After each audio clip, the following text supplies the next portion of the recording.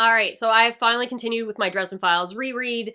I absolutely adore everything about this series. It has its flaws, I'm aware. I will ignore them because of how much I love this series.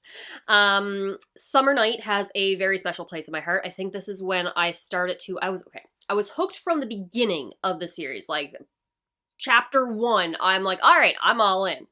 But by the time I reached this point in the series previously, I think I started to understand more of the characters, see how the world was expanding, seeing how the family dynamic, or the found family dynamic, the characters that you're introduced, Harry as a person, the humor worked more. I can see the expansion of the world and where the series' overlying plotline was going as the stakes are higher. So I absolutely adore this book. So spoiler free first, and then into detailed plot summary. However, there is a very good chance that I'm going to imply things that may happen in later books of the series.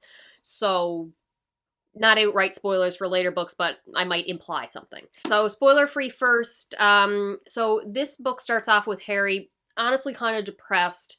It doesn't focus too much on it, but it's very clear that's what's going on, especially after the events of the previous book. And his friends are surrounding him, trying to pull him out of it, trying to be there for him, but he's trying to push everyone away, as he always does, because he doesn't want anyone to get hurt on his account. We introduce the Fae more so in this book, the Summer and Winter Courts, as they get involved with the in addition to the war that is happening between the Red Court vampires and the White Council of Wizards.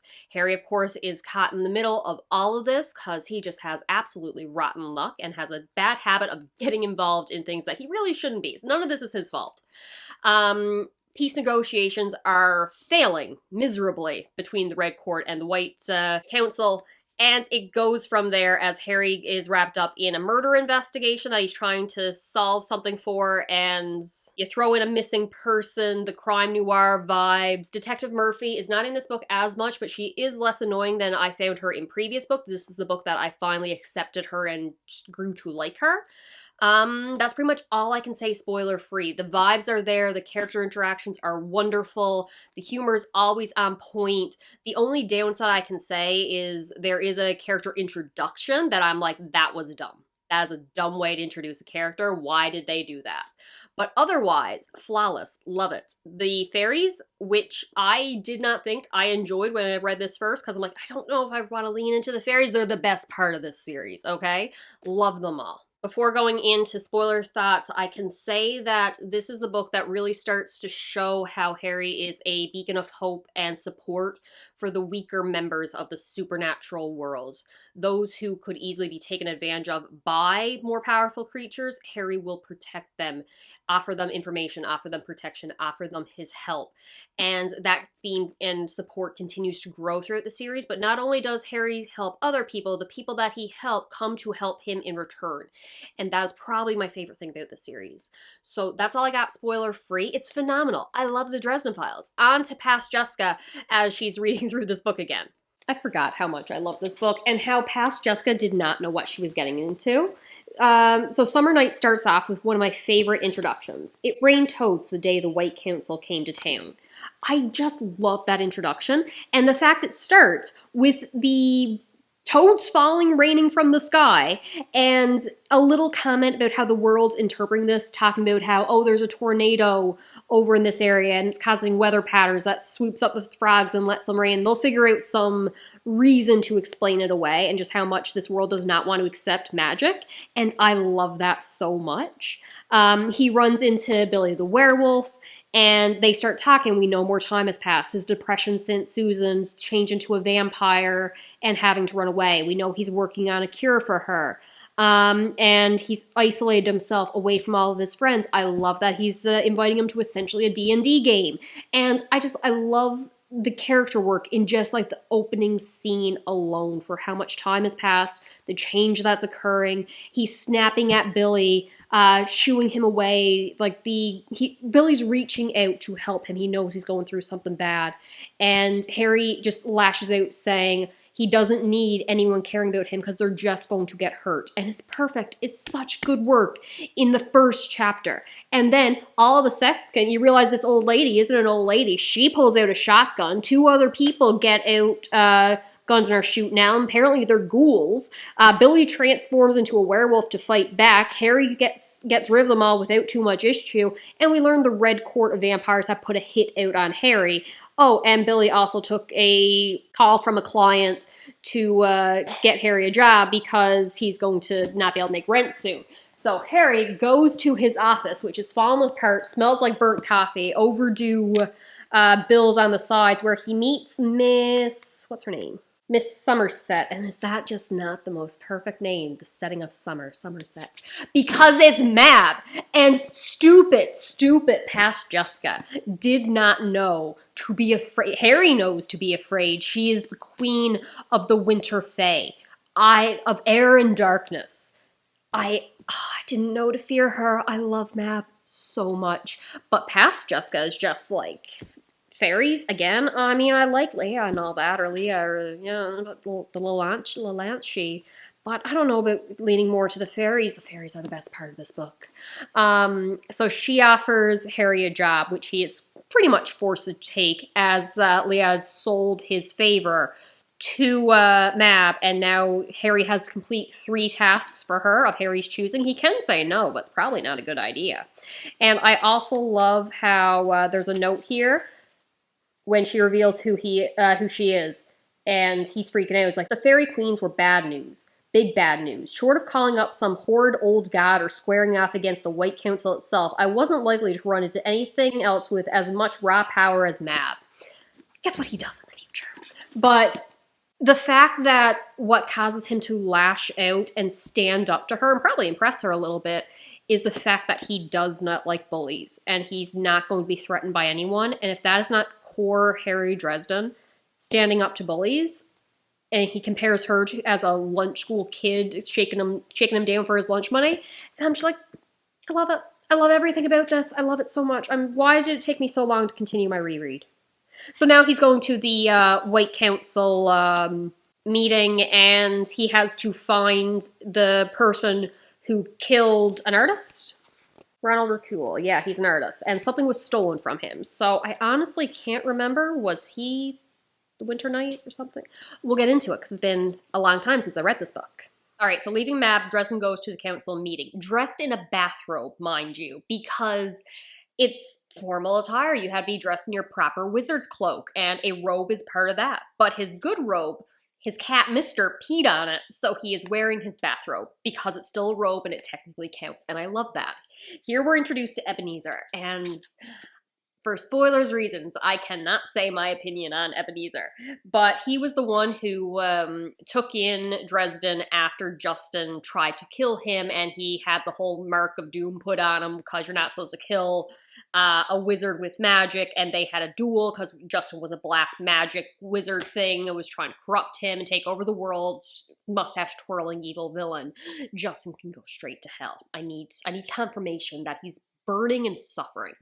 But he's very happy to see Ebenezer, and his admiration to him comes out so clear because Dresden was a teenager. He didn't even know about the White Council at the time he killed his guardian, and now he's on a farm in the middle of nowhere being taught patience and how to create things, the beauty of magic, the importance, all the values that Harry has is because of Ebenezer, and we love that for him. And he does give Ebenezer a warning about the shotgun that he has in his back of his truck because Ebenezer's just like, I'm too old to worry about every fool thing. It's like, sir, you got a shotgun probably unregistered in your truck. Don't let the cops see it. But Ebenezer is just like, listen, we need to talk before we go in because they're going to try to put you on trial, and I need you to speak to some of the council members to get them on your good side to vote for you in your favor, because I'm only one vote. We need some alliances. And Harry just basically calls him down to the dirt. He's like, no, I'm sick of this. I'm not going to go brown-nosing. I'm not going to sell my soul. I'm not going to be offering favors. I'm not going to kiss up to the head of the council. They can all screw themselves. I did what I had to do. It was the right thing to do, and I'm not going to apologize for that. And I'm not going to be bribing them to get out of this. And he's like, He's like, and Ebenezer was like pushing at him to like, no, you listen, talk to them, give them what they want, tell them what they want to hear, like trying to push him towards that decision, and every point Harry's just like, no, I'm not doing it. And what happens? A cloak lifts. Harry's like, wow, that's magic beyond anything I've ever had. How'd you make that invisibility cloak thing just disappear? What? And it's 3 of the council members, or 2 of the council members, sorry. And they're like, yeah, we heard enough, Ebenezer. Your boy's good. We appreciate him. Also, what were you saying about me? Because Harry was just like, you called them. Harry said, you're the last one I would expect to be telling me to get involved with council politics. In fact, the last time I checked, you told me the whole swell spouting pack of them were lollygagging skunk waddles who could transform one another into clams for all you cared. And the lady's like, I'm sorry, you said what about us? When she came out from the invisibility cloak. He's like, haha, just kidding. Kids these days. So we have Listens to Wind, or Engine Joe, because that's his name that he goes by. I like Listens to Wind better. I can say it better. And he has a pet raccoon called Little Brother, who Harry gives some of his granola bar, essentially, to. So they got him on his side. And Martha also agrees to help Dresden, as she says, like, you have your mother's eyes. And I think she almost feels bad for being a part of nearly having him executed as a teenager for taking down a dark wizard. And it's unclear if she voted for his execution or for his stay of execution and sent him to Ebenezer back then. But she's good. She votes with us. So they go in to the office building that they've rented out. And of course, Morgan, the warden, is just terrible to Dresden, like makes him stop at the entrance, essentially uses their wizard wand thing staff to screen for any like bombs and, sorry, cat is not being helpful, bombs or anything he's bringing in, contraband, sneaking into this meeting. And Harry's just like, I got nothing. It's like, yeah, bring out the dogs. And there's these stone creatures that are sniffing, and they're responding to something. Harry's worried that they're responding to something that Maeve had left on him, especially during the injury. Morgan's just like, I need you to take off that bandage. And he's like, come on, I don't want to start bleeding again. But of course, he forces him to do it, it hurts, and they're like, all right, you got nothing, you can go on in now. So Dresden goes into the meeting, and probably my favorite exchange happens, because they're discussing the war with the Red Court vampires, and Harry walks in late in his bathrobe, and the Merlin speaks to him directly. And Harry has to respond in Latin, because these are wizards from all over the world, not all of them speak English. So Harry can understand when someone speaks proper Latin to him, but the act of responding, not so great. So he responds in his Latin, and then Ebenezer's like, Haas, how about you let me translate for you? He had offered this before. Like, no, I got this. I'm a big boy now. I can talk in Latin myself. He cannot. So when everyone looks at him all confused after he responds to 2 different questions, and Ebenezer's essentially going like that, he's like, all right, what did I say? What's going on? And it's like, well, at first you said, I am a sorry excuse, Merlin. A long day held me. I need me a different laundress. When he was trying to say, I apologize for my outfit. I meant to bring my good robe, but it was dirty. And he's like, what? It's like, yeah, that's what the Merlin said. And then you responded with, excuse to you for my being dressed, and I also make lately. So he's not very good at Latin, and I love that. But eventually, Ebenezer translates for him and just apologizes for being late and the dress attire that he's in. The meeting can then conduct. First, the Merlin tries to sneak in his own representative for the council, as one of the council members was murdered by the Red Court vampires. His name was Simon, and they were able to bypass his wards. They think it was some kind of treachery, someone who knew about his wards and fortress and all that. He was the most prepared for a Red Court attack. He had the best defenses, so they don't know how they got around him. Justin knew about his fortress, knew him well, so they think Harry might have learned from Justin and betrayed them to the Red Court vampires. Bullshit, if you ask me. But that thought is going around to people. So he tries to just sneak in his own representative very subtly before anyone can have a chance to object.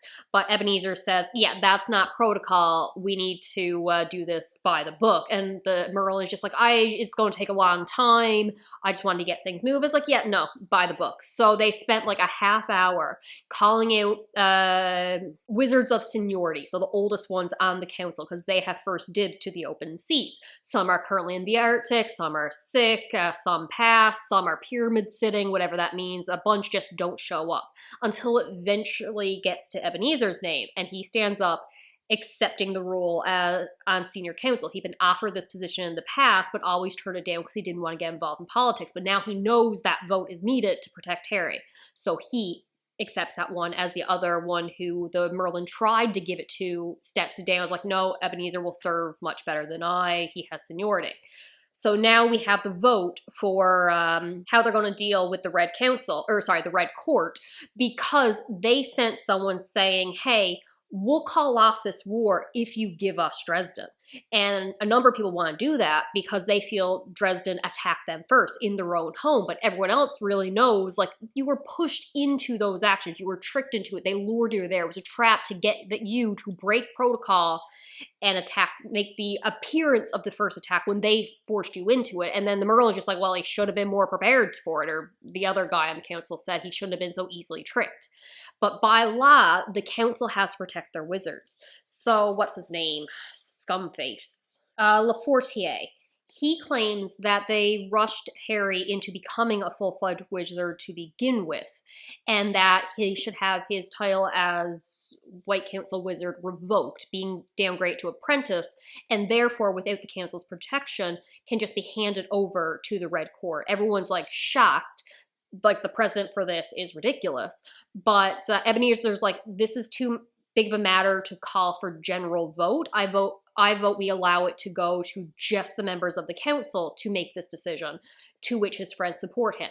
So it's 3-3 in terms of votes for and against Dresden, retaining his title as wizard. The last one comes to the gatekeeper. Now, they had already sent embassies to the summer and winter fairy fae courts, and the summer court basically said, no, keep your war away from us. We're not being involved. We're staying neutral. Stay out of it. And they didn't get a response back from Maeve and the winter court. And when they're trying to get the gatekeeper to make his vote for keeping Harry's title as wizard or revoking it, he says, it's very odd that it rained toads today. And in the beginning of the novel, Harry had been rounding up the toads with Billy's help because he needed to do tests to determine if they were real or not, or if they were just conjured spiritually from the Never Never. They could look real and feel real, but it's possible that they're just constructs made out of the material of the Never Never and animated by magic. I hope they are. Why, Billy asked. Because all that would mean that some fae got bored and played a trick. They do that sometimes. But if they're real, Billy asks again, if it was real, then it means something is out of whack. What kind of out of whack? The serious kind. Holes in the fabric of reality. And that would be bad? Yeah, Billy, that would be bad. That would mean something big was going down. So clearly, not just the White Council showing up triggered those toads coming down, and the gatekeeper also wants to figure out. And he asked Harry, you know this is something not right, correct? As a emissary comes running into court, half being dragged in because he refused medical treatment. He's got some bad case of frostbite. He was the one that was sent to the Winter Court to address Queen Maeve, and she says she will allow them entrance to her kingdom through her domain, through the Never Never, a huge advantage in the war if the wizards can do one thing that she asks, and she doesn't elaborate any more than that. So Harry starts banging his head on the table, saying that there was a village I deprived of its idiot out there somewhere, because he realized Maeve had been playing with him in his office as she was going to force his hand into taking this case, because he had refused her. And now the gatekeeper is just like, you are the one that she contacted and knows what she wants, right? And he's like, yeah, I know what she wants. She wants me to investigate a missing person or a suspicious death and get something that was stolen from him. So the gatekeeper is just like, listen, I understand everyone's fear. Ebenezer, you love this guy. You see him as your own son. It makes sense you want to protect him. I understand that. Was it Lafortier? Yeah, Lafortier. I don't care about insignificant people. Lafortier understands you don't think he has the control necessary to be a wizard. Merlin, you're worried about the consequences this war will have on the people, the destruction and everything. Ancient Mai, the other one who voted against Dresden, you worry he doesn't have the wisdom and experience to act as a wizard should. So all of you have rightful reasons to want his title taken away from him. How about we give him a test that will prove not only his loyalty to the White Council, that he's not a traitor, that Justin didn't corrupt him, that he can learn from his past actions, that he can work against his interests to get peace for everybody and prove his strength and the politics side of wizardry. If he can get Maeve on our side, then he keeps his title. That will be my vote. So now Harry has to go to Detective Murphy to get information on the case for this murdered arts guy and figure out what was stolen from him. And I like the Gatekeeper so much. I'm excited. I love everything with the White Council. I love it more going forward, but I'm having such a nostalgic time right now. All right, so continuing on, it's actually been a couple days. Life got a bit busy. But Harry goes to Murphy's house, and she is an absolute wreck. First of all, I do love the continuation with the world building with the use of thresholds, and the stronger your tie is to the home, not being so much as a dwelling of residence, but a literal home. So Murphy's passed down through generations. It has a very strong threshold. Now, Murphy's still completely traumatized from the event of the previous book where her brain was just assaulted by the evil ghost spirit thing and guy who looks like Harry. So she's very hesitant, doesn't invite him in, forces him to walk through the threshold and leave all his magic, or most of his magic, outside. We then go into what she's been experiencing, the night terrors, since she's never really fully recovered from the last book, but she's doing her best to be strong and moving through it. But she also just got notice that I believe it was her first husband had passed away. And that leads open to the conversation that Harry has about Elaine. So his first girlfriend, first love, they were adopted by the same foster family with Dumore, and all the hell that went with that. Elaine betraying him and siding with Justin to try to turn Harry to the dark arts. And then, of course, as soon as Harry gets home, Elaine supposedly died all those years ago in a fire, the battle with Justin. And he gets there, and all of a sudden Elaine's there. And that's my probably only hesitation I have with the actual structure of this book. Like, Harry just brought her up, and now all of a sudden she's reintroducing herself, coming back from the dead, essentially. Not a big fan.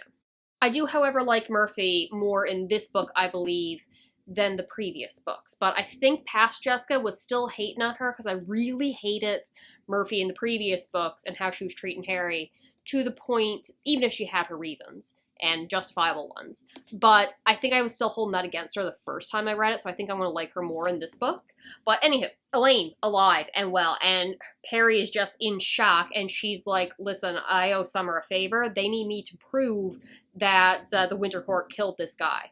And Harry's just like, yeah, I'm working for the Winter Court, and I gotta prove that the Winter Court didn't. So now they're on opposite sides. He wants to help her, though, for her to reveal herself to the council, and she's like, are you crazy? The same council that's been trying to kill you every second of the day since we were kids? He's like, they're not all terrible, just some of them. Knocks on the door, and Morgan's pounding out saying, I got questions for you, traitor. And Harry's just like, go hide. This is one of the ones that are not good. And so she hides in the bedroom. Morgan comes storming in, breaks his wards on his own threshold, and with his power more or less intact, because Harry's isn't quite as strong.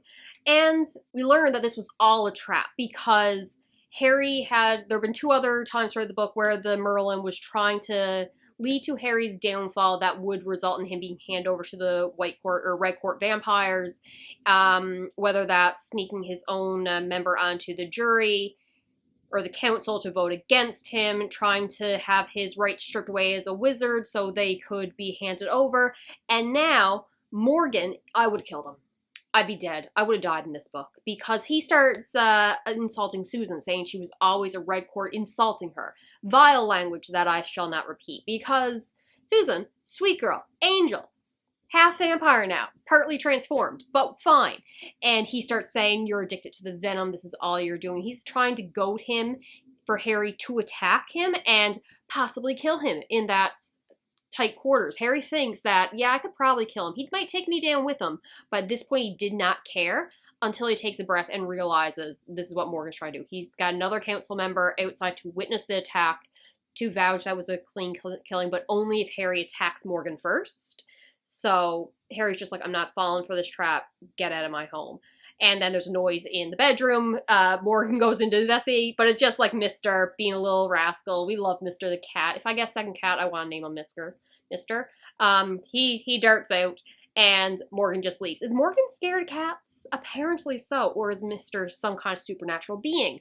Everyone assumes yes. Or he's mixed with Bobcat. Unclear. There was a moment I liked. What did Harry say to Morgan? So multiple things he says to Morgan. He says, Dresden, am I interrupting anything? And Harry says, well, I was going to settle down with a porn video and a bottle of baby oil, but I really don't have enough for two. Continuing on, trying to piss him off. Morgan says, I'm not done yet, Dresden. Dresden says, I am. It's been one hell of a day. If you've got something to say it. Morgan's both set in a hard smile. Normally I appreciate that kind of directness, not with you. Gee, you don't appreciate me? I'll cry myself to sleep. I want to know how it is, Dresden, that Mab just happened to come to you about this problem. The one thing that can preserve your status with the council, and it just happens to fall of you. Clean living, I said. Plus my Mondo wheels and killer bachelor pad. Keep in mind his place is trash and he drives an adorable little blue Beetle that is no longer blue and completely fallen apart and patched together. Morgan looked at me with flat eyes. You think you're funny. Oh, I know I'm funny. Underappreciated, but funny. And he is. He's a delight. I love him. When Morgan was pounding at the door, threatening his life, saying, Dresden, I know you're there, open the door. I swung the door open before he could go on. Or you'll huff and you'll puff and you'll puff and so on. I love Harry. He's wonderful. Underappreciated comic genius, in my opinion. I like how chapter 10 starts off too. I wasn't too tired to dream. Evidently, my subconscious, we've met, and he's kind of a jerk, had something on his mind, because the dream was a variation on the themes that had taken up most of my sleepless hours since I last seen Susan. And it goes into basically a sort of sex dream with Susan, and visually memory dream of her, and then her transforming into a vampire, giving up, and watching the love she had for him be taken over by this monster, and the grief that would cause her if she were to kill him. And it's a very visual dream. Alright, so Harry talks to Bob, and we get more information about the hierarchy of the Winter Court and the Summer Court of the Fae. We learn more about the Queen Mother, the Queen, and the Lady. And I love the dynamics between the Fae, but we'll get more into that later in this book. But we also learn that the guy who was killed, Raoul, or however you pronounce his name, was the Summer Knight, and the Summer Knight is granted his power by the Queen. So the fact that he was killed and likely the power stolen, that power didn't go back to her. So now summer and winter are at a balance, and that is likely what caused the reigning of the Toads. And Bob explains, listen, I haven't lived to see the Queens go to war, but if winter and summer go to war, it's going to be absolute chaos, apocalyptic. We're talking like Ebola or another ice age. Who knows? So Harry really needs to track down his killer and that power. He goes to it's been a couple days. Was it the apartment building or his work area kind of place that he got from Murphy, where he finds someone digging through his stuff. That person ends up being a troll who's like 12 feet tall. And once you get rid of the glamour kind of thing, Harry knocked it out. But smarter than the regular. Was a troll or ogre? Hang on. Yeah, 12-foot tall, gorilla-like monster and ogre is what my note says, because I had to read this at work. Lunch break. He figured that out when he stabbed him with the nail that Maeve had stabbed him with, and that counteracted the glamour. We get a picture of Rule with some kids, and the ogre takes off rather than be found out because someone hears them fighting in the office and was about to call the police. Normally an ogre wouldn't care that someone see him. They don't, I guess, have the intelligence to think long-term consequences, but this one was high enough up and intelligent enough to know he has to run rather than be found out and draw attention to himself. I don't want to give in to racism among the creatures and prejudice and stereotypes. This is just what Harry said. And we go from there. I'm currently at the part where he goes to a funeral for Rule. I don't like his name. The guy who was murdered, former summer night, and he overhears some kids talking about, hey, Harry's here. Listen, some people say he's a menace, some say he's a good guy, but everyone tends to end up dead when they're around him. So, like, we gotta run. We don't want him to interact with us. And that is when my lunch break ended. So now I'm going to go to the gym for a run, and I'll switch to the audiobook temporarily, and then when I come back here, I'll sit down and read more. Alright, check in, and I put up pictures, which I'll show you later. So Harry follows the kids, young adults, out of the funeral, and he's not sure what to make of them, but before he has a chance to, like, ask any questions, one of them, I believe it was the girl, tosses him into a dumpster, and everyone just takes off running. Happens so fast, and he's just, like, confused, and then all of a sudden Billy is poking his head through over the top of the dumpster, like, Harry, what are you doing in there? So Billy helps Harry out of the dumpster, he starts talking to him, and they realize they're going to need some help. So, Harry goes to call Toot Toot. I love Toot Toot. I don't think I loved him very much by this point in the series, but I've grown to love Toot Toot so much. Billy's a little confused on the idea of fairies and that they're using pizza to summon them, but, you know, whatever.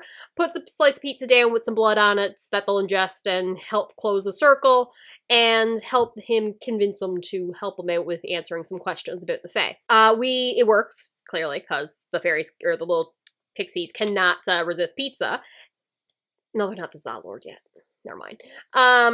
Toot explains that they haven't been summoned for the war yet, and that's kind of like the young and weaker Fae have to choose sides if they're not aligned to one specific court, and normally the cold, mean ones go to the winter, and the kinder ones go to summer. Just kind of draws to them, but they haven't been called in yet. And Harry asks us if he knows where the summer and winter lady is, and as well as, just the summer and winter lady. He knows the summer and winter queen and mothers are in the world of Fae. So Toot Toot assigns him a guide named Elodie, tiny little fairy, to guide him to the winter lady, who is in the Undertown, so a city of below Chicago, in a hidden area. And him and Billy go there, and they meet someone who was expecting them, Cheshire Cat kind of thing vibes, and you learn about the 3 rules when it comes to the Fae. So a fairy cannot lie to you, but especially if they repeat something 3 times, then they are bound to it. So even if this creature wasn't wishing them harm and wasn't intending to lead them astray, by making them answer 3 times saying, yes, I'm here to take you to the Winter Lady, it is now bound to uphold that promise, which really pisses people off, because if he was intending to do good and bring Harry to the Winter Lady, all well and good, but now that you've bound him and made him keep that promise, he's probably angry at you now and could sucker punch you later on. To which Harry says, like, I don't care about that, and Billy's like, you need to learn some tact here. So they find the Winter Lady. So this is Maeve, and I've always been a little off with her. She's very, very sexualized, very short crop top. I do like the fact that her shirt says off with his head, which is fine. She's got long dreadlocks with the blue and white in them, mostly blue and white dreadlocks. I didn't know how I felt about her the first time I seen her, but you know what? No, I'm thinking of later books right now, but I do like Maeve. She's a choice, and you know what? Thinking of even later books, no, I do like her. I do really like her. She ends up tempting Harry, essentially saying, give me your firstborn child, and then I will answer your question of whether or not I'm the one responsible for killing the summer night. And Harry's just like, no, I'm not giving you my firstborn child. Out of a pool of water rises a green-haired Fae woman who starts seducing Harry, and Billy's just like, oh, what we do? You said not to eat or drink the food and water here or give in to temptation. Harry, you kind of look out of it.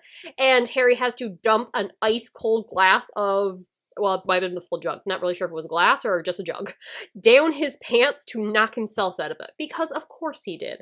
And then he's just like, you are ridiculous. But then the Winter Knight shows up. I forgot about him, Slade. So he gives Maeve a box with a dagger in it with some black stuff on it, and she originally is really happy because he completed his mission.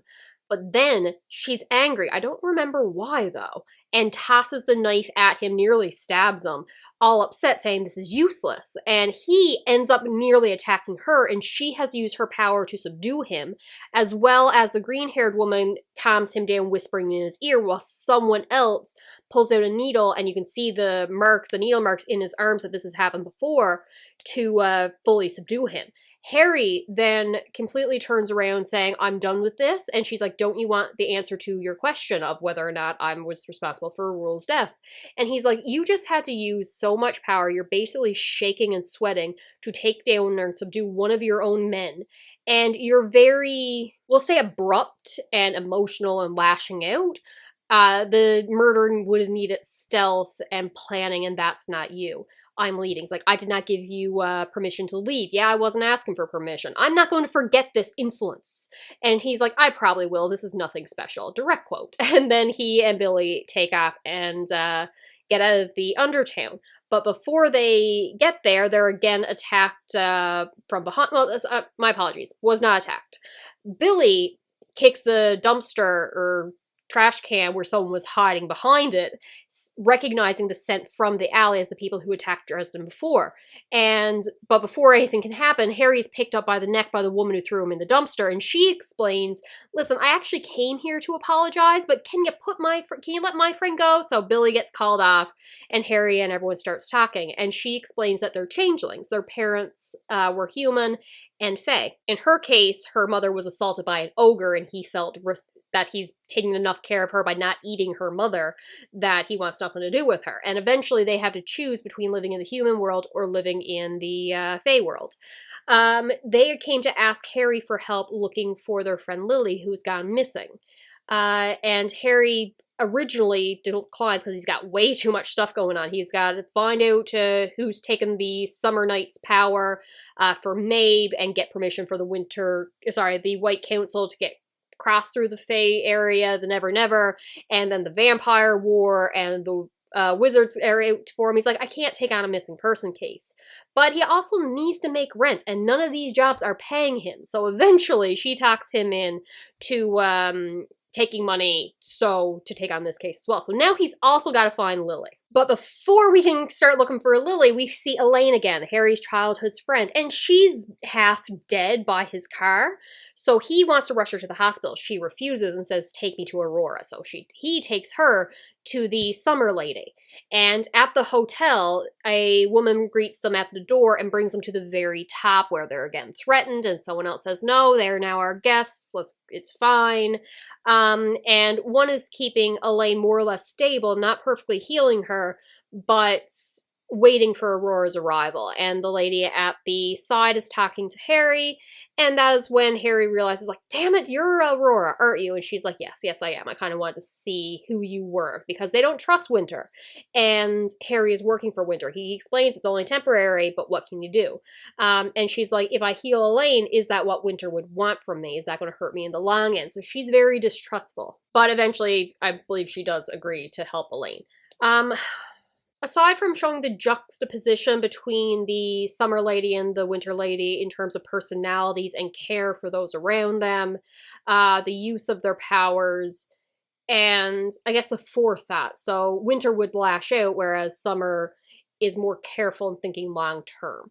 I didn't take too much out of this encounter, but again, I was listening to the audiobook while running. We also get information on Midsummer. So the reason that the courts are going to war is because Summer is weaker than Winter right now with the loss of the mantle of the Summer Knight. But it's Midsummer, which is when Summer is at their strongest. And as the days pass, we're very close to Midsummer, sorry. And after that, as the days pass, Summer will get weaker and Winter will get stronger. So then the balance will truly tip. Right now, they're more or less equal, so they feel if they go to war now, they have a chance to win.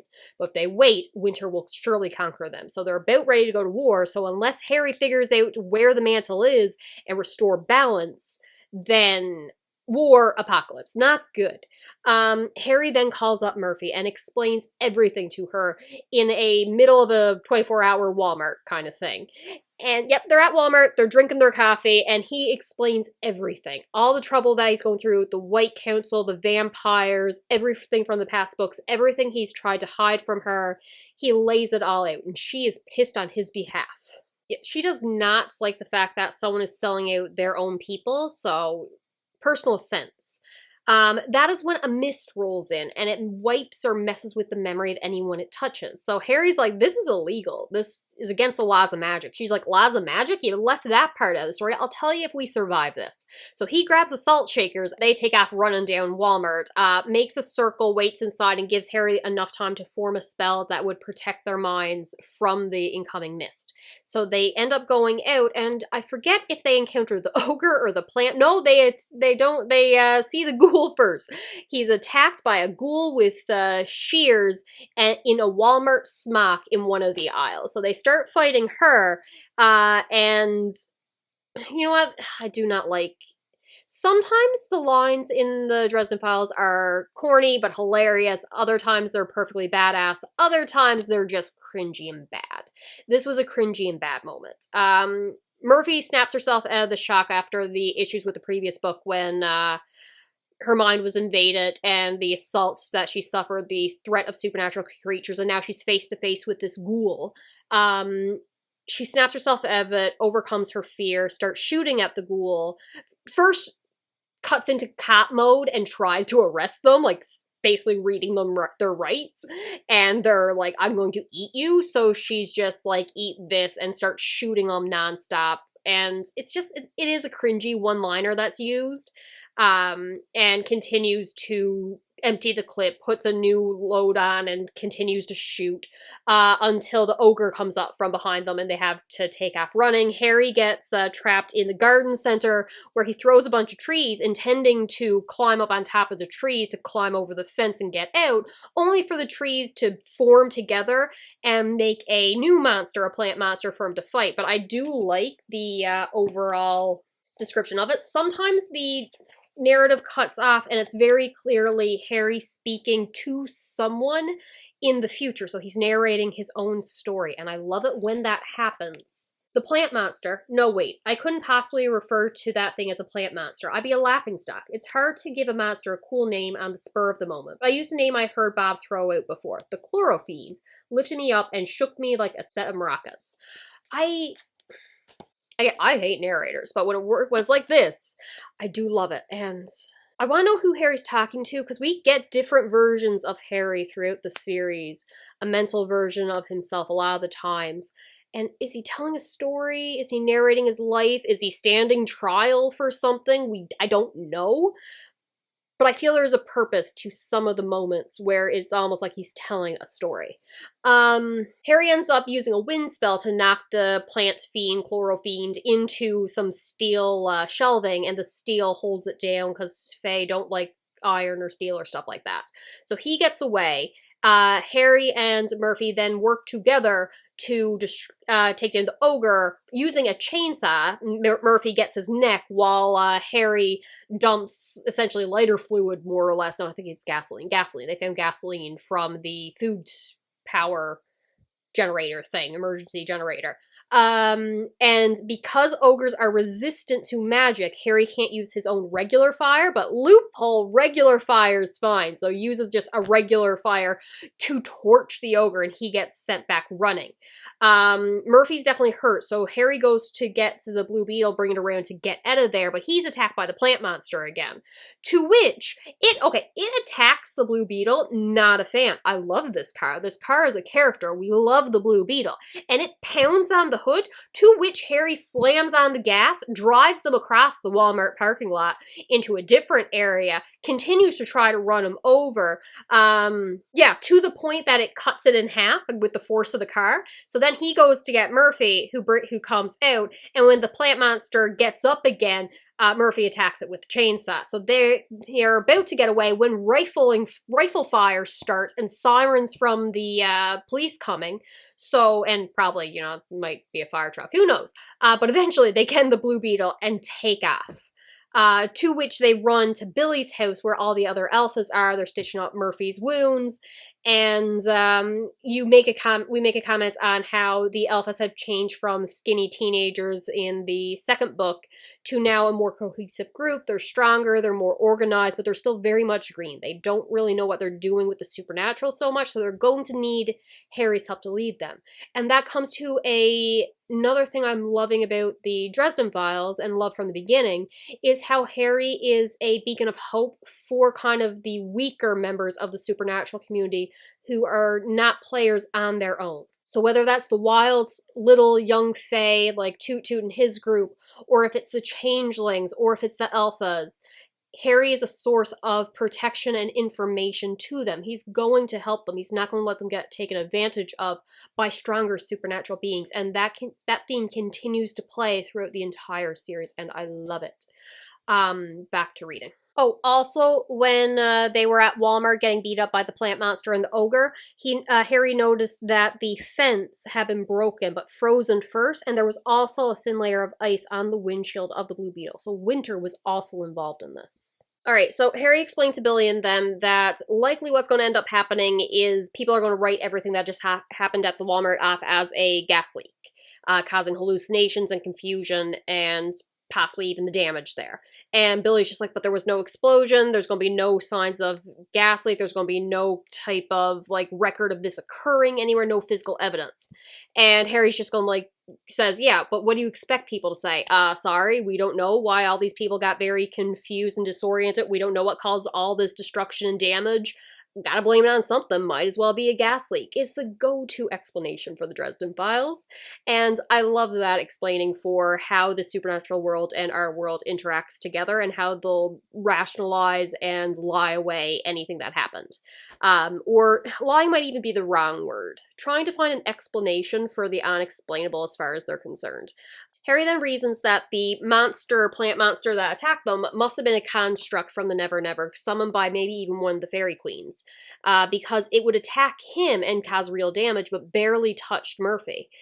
He reasons that Murphy isn't aligned to any of the courts of the Fae, so it can't hurt her. The news reports explain some growing weather concerns, very dangerous storm watches and all that, and Harry realizes he has attacked the mothers, so he ends up having to call his godmother, Leah, the Leanshi. I love her so much. How is it the Summer Lady described her? The Leanshi, the most vicious creature in Maeve's court, more than Maeve, the Winter Lady.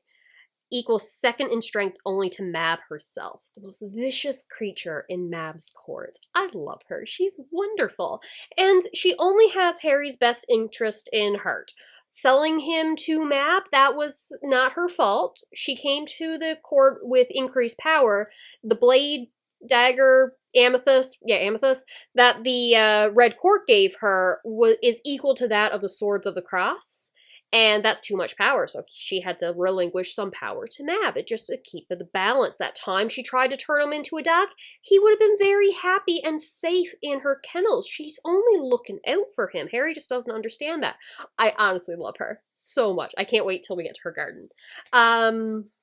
But she takes him into the Never Never, technically an in-between of the Never Never, where the Fae go when they have to wage war and spill blood. It's the barrier between the area between the human world and the Never Never, and there Harry sees this giant stone table, the source of power, and he can feel the power radiant off it. He is told by his godmother that this is where the source of power is, and it gives power to one of the courts. Right now it's in Summer's domain, but it will soon cross over into Winter's. And any blood spilled upon it will result in more power for the person who holds it. So if you kill a wizard on this table, it's going to be really bad. You take one of the mantles onto this and bleed something out, like all very bad, and will give power to the court that it belongs to. And Leantia actually warns Harry, if you survive this meeting, do not ever allow Mab to bring you here. She then tells Harry that she's not going to take him to speak to one of the queens, that they're busy, and he's like, that's why I told you to bring me here. What do you mean? You don't need to speak to them. She has him open up his third eye, the wizard's sight, and look around and sees the power of the Summer Court, of the Winter Court, feel its immense strength, see it with his own eyes, and understand that he is nothing compared to this. He cannot stop this power. And if they were equal in power, clashing against each other, they would cancel each other out. But right now, it's at a balance, and if they slip, it will be catastrophic damage. Something that's been pressed this entire book multiple times. But Harry uses the information to realize that they're acting wrong if one of them knew the answer that he's looking for, who killed the guy and took the mantle of the summer night. If Mab had known who took it, then she would be not acting so harshly so quickly. She would buy time and wait for the table to cross into her domain.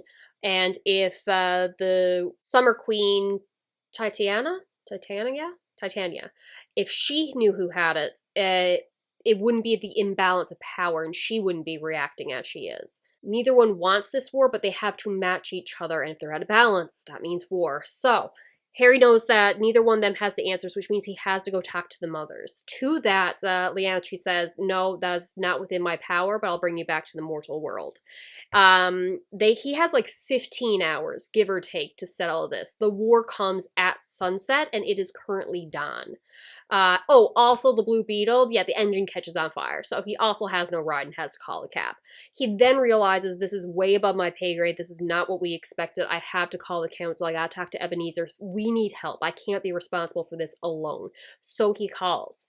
But Morgan does not relay the message, refuses to help. It's like, this is your trial, you're doing it on your own, you're not influencing the council. Harry tells him, listen, the courts are at a balance, there's going to be war.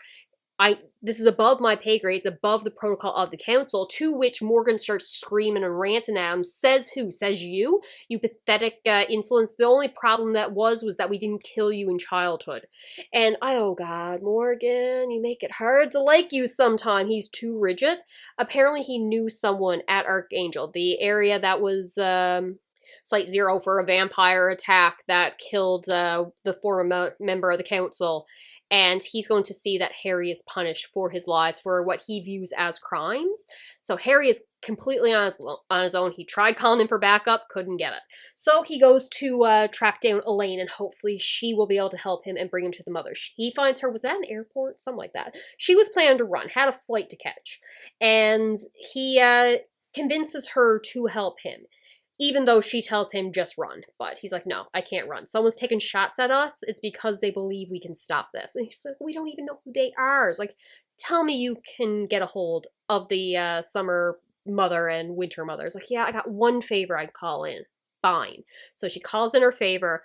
A horse-drawn carriage pulls up without a driver, and nobody else can see it. And they're like, this is our ride then? It's like, yes, this is obviously our ride. So they get in. Smoke kind of covers outside as they pass into the Never Never, and when they get out, there's a raven that is flying through, and they have to follow the raven, to which Elaine's like, don't you dare make a Nevermore joke, and he's like, Nevermore? No, of course not. And continues on until they find a unicorn. And I'm just going to describe the unicorn because the unicorns are some of the best creatures in this series, and they really should be used more. Okay, so the unicorn looked like a Budweiser horse. I only know that as a type of beer, but I googled it, and I'm assuming it's similar to a Clydesdale or a type of Clydesdale. One of the huge draft beasts used for heavy labor. It had to have been 18 hands high, maybe more. It was a broad chest, 4 heavy hooves, forward-pricked ears, and a long equine face. That was where the resemblance to a Clydesdale ended. Oh yeah, Clydesdale. It didn't have a coat. Just had a smooth and slick-looking carapace, all gelatinous scales and plates, mixing colors of dark green and midnight black. Its hooves were cloven, stained with old blood. One spiraling horn rose from its forehead, at least 3 feet long and wickedly pointed. The spirals were separated on the edges, some of them covered with rust-brown stains. A pair of curling horns like those of bighorn sheep curved around the side of its head from the base of the horn. It didn't have any eyes, just smooth, leathery chitin where they should have been. It tossed its head. A mane of rotten cobwebs danced around its neck and forelegs, long and tattered as a burial shroud. Then said unicorn goes to attack them after Harry decides that he wants to shoot a blast of fire at its legs because the plan of thinking happy thoughts and hopefully it will lead you to the mothers, because this is definitely their guard, didn't work. So shot fire at it. Horse got mad, tried to stab him with the horn, destroyed a bunch of trees, to which Harry had to climb up a tree. I think a tree got knocked down, then he hid behind another one. But Elaine has a ring that set out little motes of memories to disorient it and hold it captive for just long enough for Harry to take off running to speak to the mothers. And I really, really, really, really love the unicorns in this series. I think I've only seen them twice in this series in the entirety of the books from what I remember. And why didn't we use the unicorns more? Second one's really scary. Oh, I forgot to mention a couple things. When Harry was trying to convince Elaine to help him out, he mentions that Slade was the one who attacked her because Slade had brought the knife to Maeve, and she had gotten all angry because the blood on the knife would have been used for a spell, except Elaine used a fire attack to burn the blood that was on the knife, so making it useless. That's why she got so upset.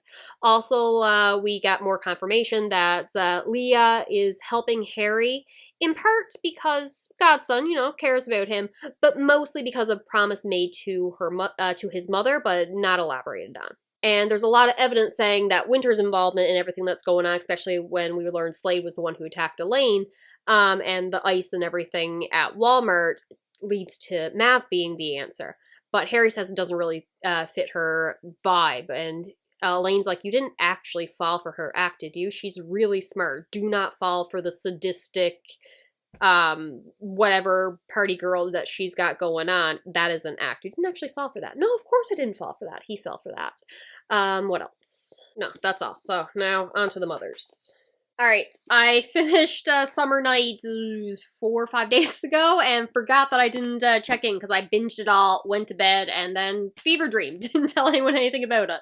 So Harry goes to speak to the queen mothers in the woods. I feel like there was a symbol on the door. I feel like it was a snowflake. I took notes. Yes, it's a cottage in the woods, snowflake symbol on the door, yet both the winter and summer queens are both there. And they're taking care of each other. The winter mother is Mother Winter? Yeah, Mother Winter. She's just in a little chair. She's not doing so great, shawl over her head. She's kind of old.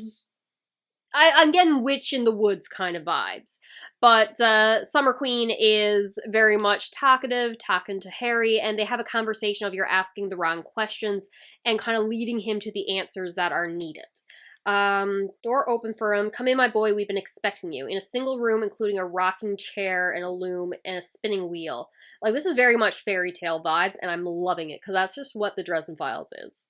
It's a kitchen sink, everything in the kitchen sink thrown into a series, and I love it. Shells of human-looking teeth. 2 women, both summer and winter, are there. So the questions that start off is, which is more important, the body or the soul? My camera did not give me any warning that the battery was about to die, and that's just rude. So Harry was saying, if you were old and sick and dying, the soul is more important. If it was a young man about to be burned at the stake to preserve the soul, then he feels the body would be more important. And they're like, interesting answer. Why do you say that? Because it's a stupid it's a stupid question. It's not as simple as one or the other. They're like, very wise of you.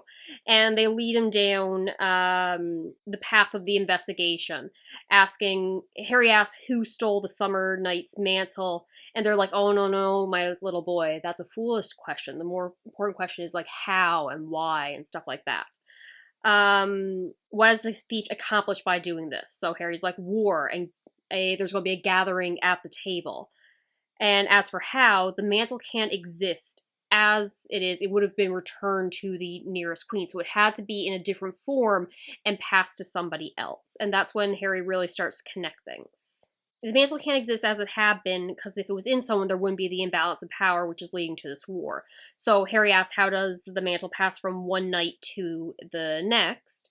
And they explain it returns to the closest queen. So he's like, it would have returned to Aurora. Aurora, the sweet girl who was helping him, who helped his childhood friend, who was kind, who didn't trust him, was seen to be on Summer's side, the good side.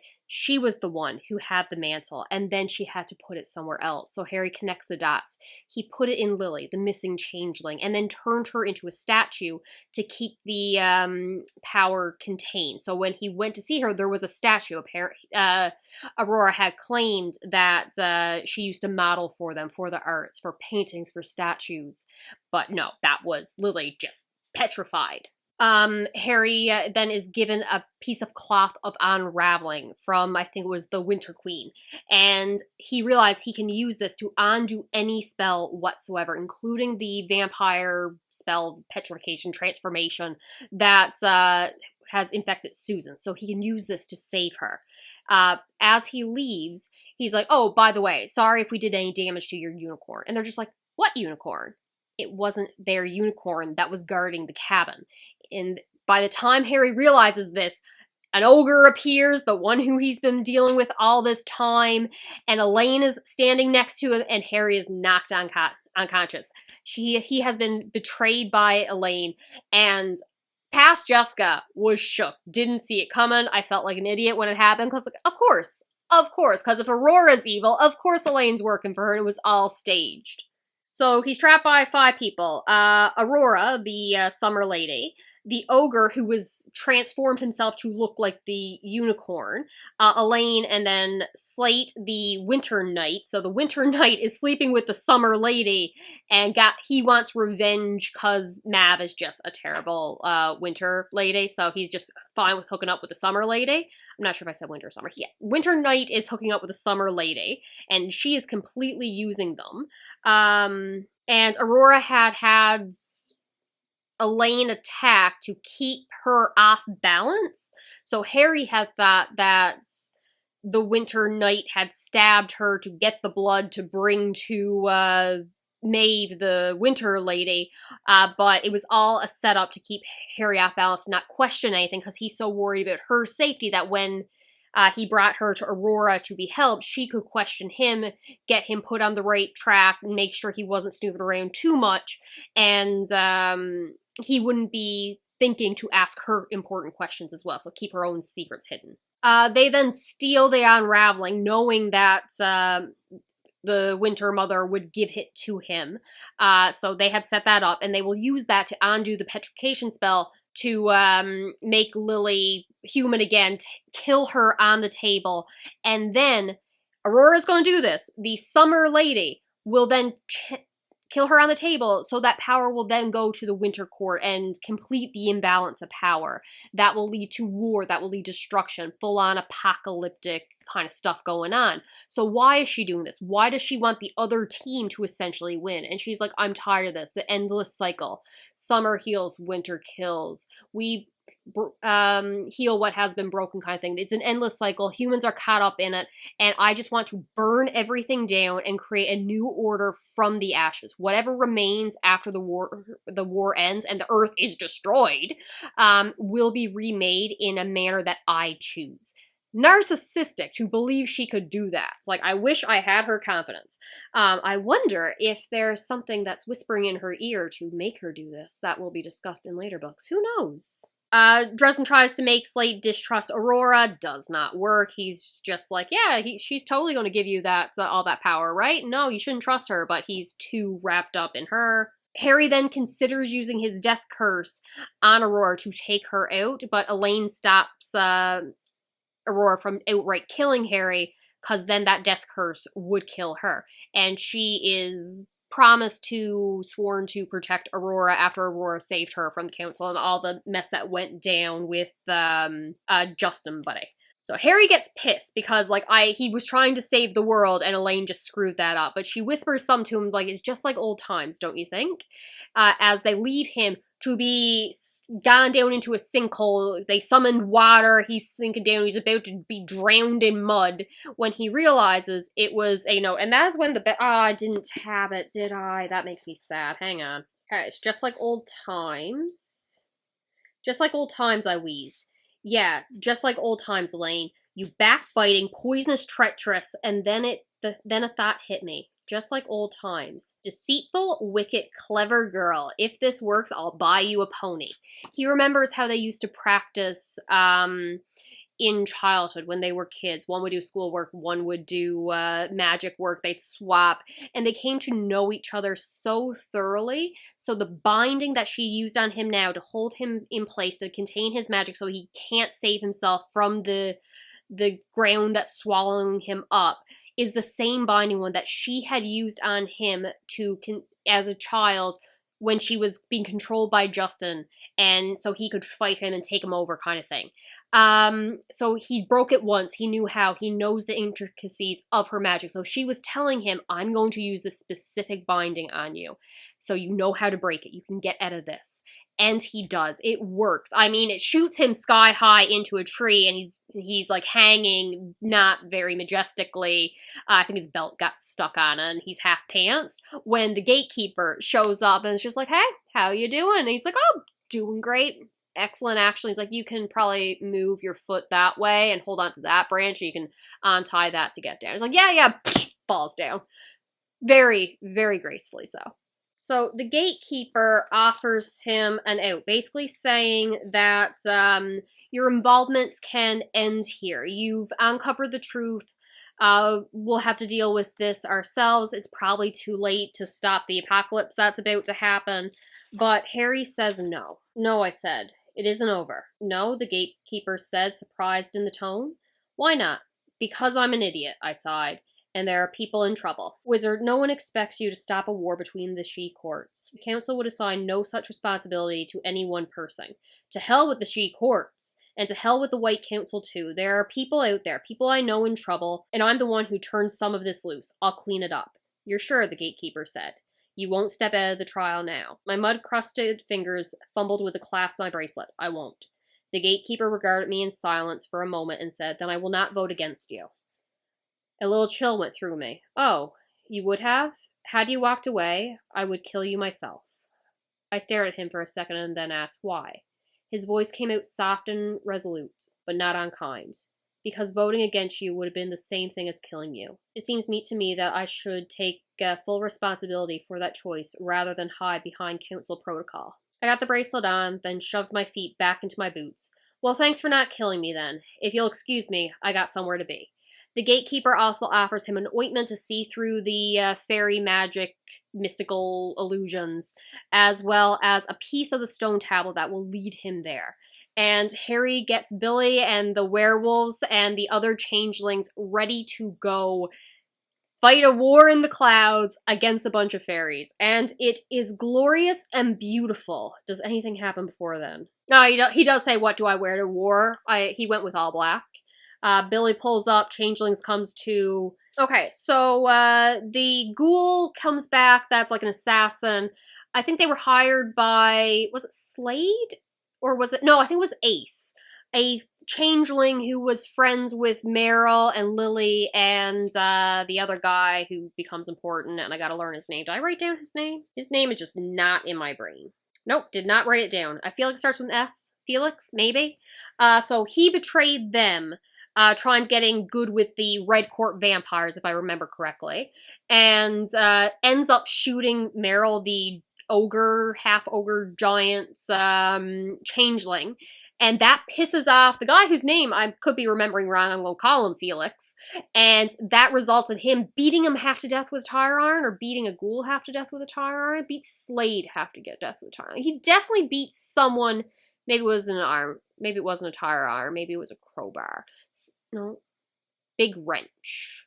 Something like that. He gets angry when Meryl is shot. Okay, Fix, not Felix. I'm not good with names. I do know that the ghoul gets torn apart by the werewolves, because I love the werewolves. Apparently, you cannot even recognize her after they leave because the remains are just slaughtered. Harry gets brought to Mab. He tells her everything that he knows, and she's like, do you have proof? He's like, not exactly, but I can go get it. I need to get to the stone table. And she's like, yep, go around this path. My warriors will try to clear a path for you. You're my emissary. Just go. So he's trying to make it to the stone table. When he gets there, there's like vines everywhere. He had to fight a bunch of people along the way. Full-on war. His war cry is, I don't believe in fairies. He just screams that as loud as he can as he charges into battle. The werewolves are doing great. Love them. I really love the wolves. I love the wolves so much in this series. My good boys. Harry's blasting fire everywhere. He's taking people out, but it's a hard route. And at one point he's fighting Slade. It's messy. Okay, it's very messy. Trying to find one specific scene because I remember it was just funny. Oh, first Meryl has a great scene. So, Talos, one of the stronger ones of Aurora's, is addressing them. Why do you do this, changeling child? You who have struggled against winter for so long, it is useless. Stand aside. I wish no harm to thee. Like you wish no harm to Lily, Meryl shouted. How can you do this to her? It does not please me, child, but it is not for me to decide. She is my queen. She is not mine, Meryl snapped, and drove her forehead forward into Talos's nose. She struck him hard enough that I heard the impact, and it drove the fairy lord back several staggering paces. She didn't see Slate coming up from the ground a few feet away, and made a quick squatting lunge at her flank. Meryl, I shouted in the turmoil, look out. She didn't hear me. The Winter Knight's sword bit into her just below the lowest rib, and she took more than a foot of frost-covered steel, thrusting up and back. Slate's sword tore through her and came out through her jacket and the flatware coating it, emerging like some kind of bloody blade of grass. She faltered, her mouth opening in gasp. Both axe and machete fell from her hands. I love this girl, okay? She had spent so much time fighting the urge and call to winter and wanting to remain human, but to protect Lily, to save Lily, she chose to accept Winter's power and became like full fae, letting her ogre side take over, and use that power to fight, to get through the thorns, to fight for Lily, and for her to die from Slate's blade pissed me off, but more importantly, it pissed off Harry, because, by God, by God. I felt the rage rising and climbed back to my feet. Gripping my staff in both hands, Slate reached down and dragged Talos up from the ground with one hand. Slate, I shouted. Slate, you murderous bastard. The Winter Knight's head whipped around towards me. His sword came up to guard. Talos's eyes widened, and his fingers made a series of swift warding gestures. I gathered my rage together and reached down into the ground beneath me, found the fury of the storm within it that matched my own. I thrusted the ends of my staff down into the misty cloud ground as if I'd been driving a hole through a frozen lake, then extended my right hand towards the Winter Knight. Ventes, I shouted. Ventes flumino. The fury of the storm beneath us reached up through the wood of my staff, electricity rising in a buzzing roar of light and energy coming up from the ground and spiraling around the staff and across my body. It whirled down my extended right arm, a serpent of blue-white lightning, hesitated for a second, and then lashed across the space between me and the tip of Lloyd Slate's sword, fastening into the blade and bathing Slate in a writhing crustacean of azure sparks. Slate's body jerked, his back arching violently. Thunder tore the air apart as the bolt of lightning struck home, throwing Slate into the air and hurling him violently to the ground. The shockwave of thunder knocked me down, together with everyone else in the immediate area, everyone except Talos. The Lord Marshal of the Summer braced himself against the concussion, lifting one hand before his eyes as if it had been a stiff breeze. Then, in the deafening silence that came after, he lifted his sword and came straight towards me. I reached for my blasting rod on the ground, not far away, lifted it, and threw a lash of fire at Talos. The she-lord didn't even bother to gesture aside. It splashed against him and away. And with a sweep of his sword, he sent my blasting rod spinning out of my grasp. He is too strong. This man just electrocuted, because you don't piss off Harry Blackstone Copperfield Dresden, okay? You do not piss this man off. He shot lightning at the Winter Knight, took him out, no big deal. Fae Lord just brushing off magic as if it's nothing. As some of my hearing returned enough for me to hear him say, and so it ends. You're damn right, I muttered. Look down. He did. I draw my, I don't know how guns are named, .357 in my right hand while he knocked my staff out of my left. I braced my right elbow against the ground and pulled the trigger. Fairies are immune to a lot of magic, apparently, but a gun's gonna do the job just fine. I don't know if there's specific iron bullets in that, but when in doubt, just start shooting. Harry Blackstone Copperfield Dresden, everyone, will shoot lightning and fire, but if that doesn't work, a gun will do just fine. I love it. So the werewolves also buy time for Mabe's soldiers to come in and help save them. Slade, poor soul, gets turned over to Mab. He's gonna be tortured. I feel bad for him for what he's about to encounter. Poor soul. No one deserves to be tortured by Mab, but you know what? He shouldn't have pissed off Harry Blackstone Copperfield Dresden. When Harry gets to the table, Lily's been petrified with the unraveling, so sadly we can't use that to save Susan. But he does grab. Does he grab Lily? Hang on. Fix beats Slate with the monkey wrench. You hurt her. You hurt Meryl, and he's just beating Slate with the monkey wrench, bringing it down on his kneecaps. Love that for him. Still feel a little bit bad that Slate's gonna be tortured by Mab, but what can you do? He deserved it. Maeve, the Winter Lady, ends up leading the forces who come to help Harry, and she says your godmother sends her greetings. Good for her. Nice moment with them. Haha, here it is. I got close enough to the top to see Aurora standing over the statue of Lily. She held Mother Winter's arm raveling in her fingers. Pressed against the statue, she was tugging sharply at the strands, beginning to pull it apart piece by piece. I felt something as she did, a kind of dark gravity that jerked at my wizard senses with a sharp, raking fingers. The unraveling began to come apart, strand by strand and line by line, under Aurora's slender hands. I stretched out my hand, adrenaline and pain giving me plenty of fuel for the magic. Ventus Servitus. Winds swept out in a sudden splurt, seizing the unraveling and tearing it from Aurora's fingers. So we grabbed the unraveling, sending it spinning through the air towards me. I caught it, stuck my tongue out to Aurora, and yelled, beep, beep, and ran like hell. I love Harry, okay? He's wonderful! Damn thee, wizard, screamed Aurora, and the sound racked at me with jagged talons. She lifted her hand and basically pulls him back and gets the unraveling immediately. But I'm like, who looks at a fairy queen, snatches something from her, makes a Roadrunner reference, and tries to book it? Harry Blackstone Copperfield Dresden. That's who. I love him so very much.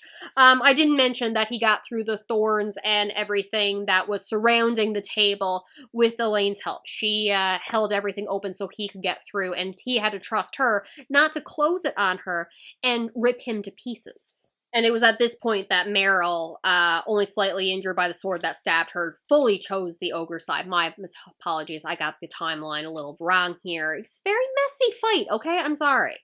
And that's when she chose the ogre, and it bought Harry time, but she ends up dying partly from her injuries, partly from Aurora, partly from the thorns. Just everything was a bad time. But how Harry ends up winning is probably one of the greatest things. So Lily's been petrified and being dragged to the table when Harry gets to her. So he grabs Aurora and says, listen, I know something you don't know. What? What could you possibly know that matters now? I gave her a cold smile and said, the phone number to Pizza Express. I opened the bag and snarled, get her, Toot. So he paid to Toot and created the Za Guard, the Pizza Guard. And by paying them in pizza and arming them with little box cutters, they attack Aurora and start killing her with individual little slices, paper cut like little slices. And she is overwhelmed by the sheer number of little pixies that are attacking her. And I kid you not, just armed with box cutters. And it's wonderful. And you know what, arming fairies with iron, not a good idea. They do have to take that from them. And she ends up falling down, and he holds her into the ground, watching her die.